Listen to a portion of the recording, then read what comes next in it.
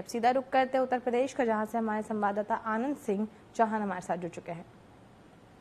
जी आनंद जी, आज ऐसी कौन सी खबरें जो पूरे दिन सुर्खियों में रहने वाली है? बात करें उत्तर प्रदेश की, जो उत्तर प्रदेश में बीजेपी को जो झटका लगा है, उसमें बीजेपी को चिंतन मंथन करने की बहुत ज्यादा आवश्यकता है। अयोध्या की हाई प्रोफाइल सीटें, अमेठी की बात करें या अयोध्या की बात करें, वो भी बीजेपी के हाथ से खिसक गई हैं। इसको लेकर क्या कुछ पूरी जानकारी?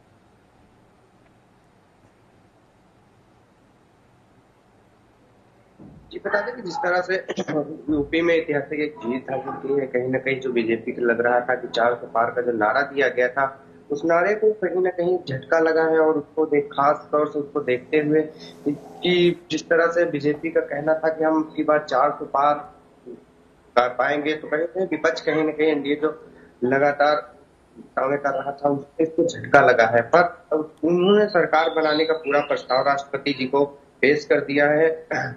राष्ट्रपति जी को सरकार बनाने का प्रस्ताव पेश किया, जिसमें जो कल हुई बैठक में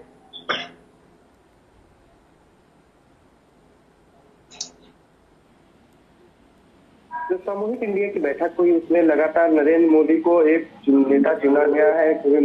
एनडीए की गठबंधन में 292 सीटें जो लाए सांसदों की संख्या है, इनसे नेता प्रस्ताव किया गया।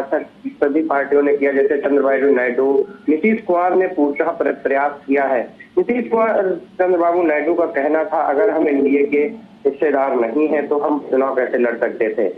हमने यह सामूहिक रूप से लड़ा है, बैठकर अच्छी तरह रही है। बैठक जो हुई है वो अच्छी तरह से रही। उसी तरह नीतीश कुमार ने हस्ताक्षर करके बताया कि हम लोग पूरी तरह नरेंद्र मोदी जी के साथ है, बीजेपी के साथ है, और हम लोगों ने जो साथ खड़े होकर चुनाव लड़ा है, उसको कहीं न कहीं पूर्णतः अब नरेंद्र मोदी की सरकार बनेगी। और केंद्रीय शपथ ग्रहण समारोह के बाद जो अटकलें चल रहे हैं, मंत्रिमंडल संगठन के फेरबदल की उम्मीद भी जताई जा रही है। संगठन की समीक्षा के बाद कई बदलाव किए जाएंगे। प्रदेश सरकार में मौजूद 2 मंत्री सांसद चुने गए हैं। दोनों मंत्रियों की जगह नए चेहरे को मिल जाएगी। अगले महीने के 15 जुलाई की तारीख से पहले बदलाव संभव हो सकता है। जो संगठन के लगातार बैठकें चल रही थी, क्योंकि जो हार है इसकी भी समीक्षा शपथ ग्रहण समारोह के बाद की जाएगी, क्योंकि जिस तरह से बीजेपी उम्मीद लगाए बैठी थी, उस पर कहीं न कहीं बीजेपी को हार जो मिली है उसको लेकर के, क्योंकि कई ऐसी सीटें हैं जो बीजेपी को हार देखने को मिली है, संभवतः उन जगहों पे भी वो समीक्षा करेगी।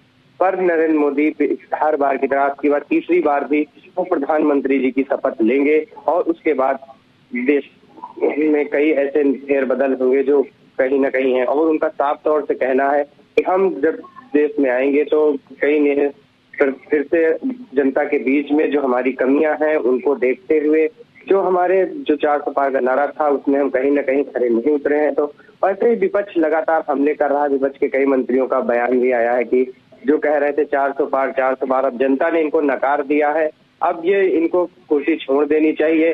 पर ऐसा नहीं है, क्योंकि उनका वो सब जो विपक्ष से कहना, इंडिया की से कह रहे थे कि 400 पार का नारा पर उनका साफ तौर से नरेंद्र मोदी जी का कहना है कि सब पार्टियां मिलकर भी हमारे बराबर नहीं जीत पाई हैं। हमारी कहीं न कहीं 292 सीटें हैं, और हमारी जो सरकार है पूर्णतः सरकार बनाई जाएगी। जी, तमाम जानकारियों के लिए आपका बहुत बहुत धन्यवाद।